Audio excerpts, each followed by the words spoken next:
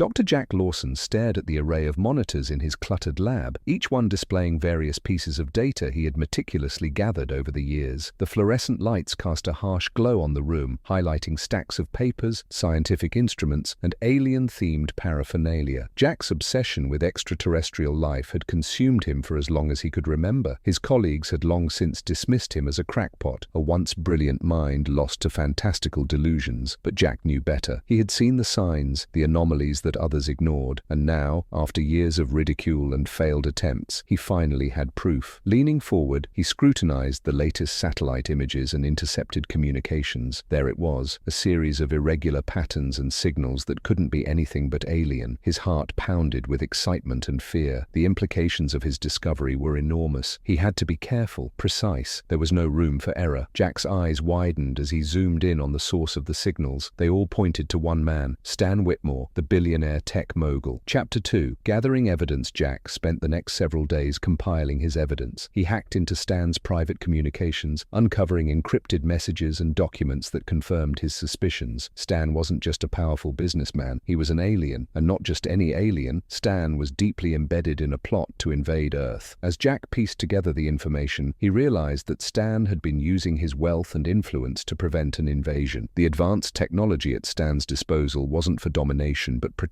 The XT weapons, capable of neutralizing alien tech, were his secret defense against the looming threat. Jack knew he needed more proof before he could go public. He reached out to his old friend, Emily Carter, a journalist known for her fearless reporting. He needed someone who could help him bring the truth to light, someone who wouldn't dismiss him as crazy. Chapter 3. The confrontation. Jack and Emily met in a dimly lit cafe in downtown Manhattan. The air was thick with the aroma of freshly brewed coffee, but Jack was too anxious to enjoy it. He laid out his findings, explaining the signals, the messages, and the connection to Stan Whitmore. Emily listened intently, her skepticism slowly giving way to curiosity. "You need to confront him," Emily said, her voice firm. "If what you're saying is true, we need to hear it from him directly." Jack nodded, his mind racing. He arranged a meeting with Stan, using his newfound knowledge as leverage. If Stan truly was an alien, he would have no choice but to listen. Chapter 4. Stan's revelation. The meeting took place in Stan's opulent office, a space filled with cutting-edge technology and luxurious furnishings. Jack stood nervously as Stan entered, his presence commanding and intimidating. "Dr. Lawson," Stan greeted him with a cold smile. "I understand you have some interesting theories." Jack took a deep breath and presented his evidence. To his surprise, Stan didn't deny it. Instead, he sighed and sat down, motioning for Jack to do the same. "You're right," Stan admitted. "I am from Satura, but I'm not here to harm Earth. Quite the opposite, in fact." Stan began to recount his story. He described the horrors of Stero's conquest, how his home planet had been ravaged and his people enslaved. He had escaped to Earth with the XT weapons, knowing that Stero's gaze would eventually turn to this planet. He had been living in disguise, using his resources to keep Earth safe. Chapter 5. The backstory. Stan's tale was both tragic and inspiring. He spoke of Satura's vibrant cities, its advanced technology, and the peace that had once prevailed. But Stero, a warlord with an insatiable desire for power, had shattered that peace. Stan had watched helplessly as his people were slaughtered and enslaved. "I came to Earth to protect it," Stan explained. "I knew Xtero would come here eventually. The XT weapons are the only thing that can stop him." Jack listened, moved by Stan's sincerity. The pieces of the puzzle were falling into place. Stan wasn't the enemy, he was Earth's last line of defense. Chapter 6. The betrayal. Just as Jack began to believe Stan, he made his move. With a swift motion, Jack pulled out a hidden blade and stabbed Stan. The billionaire gasped in pain, his eyes widening in shock. "Why?" Stan managed to choke out, clutching his wound. Jack's form shimmered, revealing his true identity. He was Stura, an alien operative sent to find and eliminate Stan. "You were a fool to trust me," Stura sneered. "I've taken Jack's identity to get close to you. Now with you out of the way, Earth will fall." Stura believed he had won, but Stan wasn't finished yet. Summoning the last of his strength, Stan fought back, managing to escape despite his injuries. He knew he had to stop Stura from delivering the XT weapons to Xtero. Stan stumbled through the city, his vision blurred from pain and blood loss. He had to find a way to intercept Stura before it was too late. Using his vast network of contacts, he managed to locate Stura's ship. Despite his injuries, Stan infiltrated the ship, using his knowledge of alien technology to avoid detection. He knew he had one shot at stopping Stura, and he couldn't afford to fail. Chapter 8. Xtero's plan. Meanwhile, on the other side of the galaxy, Xtero's preparations were nearly complete. His fleet was ready, and his forces were eager to conquer Earth. Xtero Stero reveled in the anticipation of another victory. Stan moved stealthily through Sturer's ship, using his knowledge of its layout to stay hidden. He found the room where Sturer was keeping the XT weapons. He knew he had to act quickly. Stan hacked into the ship's control systems, disabling the security protocols and locking down the weapons room. He needed to ensure Sturer couldn't leave with the weapons. Sturer, realizing something was wrong, rushed to the weapons room. A fierce struggle ensued, with Stan and Sturer grappling for control. Despite his injuries, Stan fought with a determination fueled by the knowledge that Earth's survival depended on him. Chapter 10. The chase. Stan managed to trap Sturer in the weapons room, but he knew it wouldn't hold him for long. He had to find a way to destroy the ship, or at least disable its navigation systems. As alarms blared, Stan made his way to the ship's command center. He encountered several alien guards, using his wit and agility to evade them. Finally, he reached the command center and initiated a sequence to disable the ship's engines. He set a course for a remote part of space, ensuring the ship would drift away from Earth and Stero. But Sturer, having broken free, was hot on his trail. Chapter 11. The showdown. In the cramped confines of the command center, Stan and Sturer faced off. Sturer, furious and desperate, attacked with a relentless fury. Stan, though weakened, fought back with everything he had. The battle was intense, each combatant drawing on their last reserves of strength. Stan managed to outmaneuver Sturer, using the ship's systems to his advantage. He trapped Sturer in a force field and initiated the final sequence to disable the ship's engines. But Sturer, in a last-ditch effort, broke free and lunged at Stan. Chapter 12. The sacrifice. Stan realized he had no choice. To ensure the ship couldn't reach Xtero, he had to destroy it completely. He activated the self-destruct sequence, knowing it would mean his own death. As the countdown began, Stan and Sturer continued their deadly struggle. In the final moments, Stan managed to throw Sturer into the core of the ship, sealing his fate. With seconds to spare, Stan sent a distress signal to Earth, warning them of Stero's impending attack and the location of the XT weapons. The explosion of Sturer's ship lit up the night sky, a beacon of hope and warning. Earth's leaders, having received Stan's distress signal, scrambled to prepare their defenses. The XT weapons were recovered, and scientists worked around the clock to unlock their secrets. A united Earth stood ready as Xtero's fleet approached. Using the advanced technology Stan had left behind, they fortified their defenses and coordinated a global response. The people of Earth, inspired by Stan's sacrifice, vowed to protect their home at all costs. Chapter 14. The aftermath. Xtero's forces arrived, but they were met with a fierce resistance. The XT weapons proved to be the key to turning the tide. Earth's combined military forces, bolstered by the alien technology, managed to repel the invaders. Xtero, furious at the unexpected resistance, was forced to retreat. The victory came at a great cost, but Earth had survived. Stan's bravery and the unity of humanity had prevailed. In the aftermath, Earth's leaders honored Stan's memory, recognizing the alien who had become their savior. Chapter 15. A new era. With the immediate threat averted, Earth entered a new era of cooperation and preparedness. The XT technology was further developed, and global alliances were strengthened. Humanity was determined to be ready for any future threats, whether from Earth or beyond. Jack's research and Stan's actions had changed the course of history. The world was now aware of the existence of extraterrestrial life and the dangers it posed, but they were also aware of their own strength and resilience.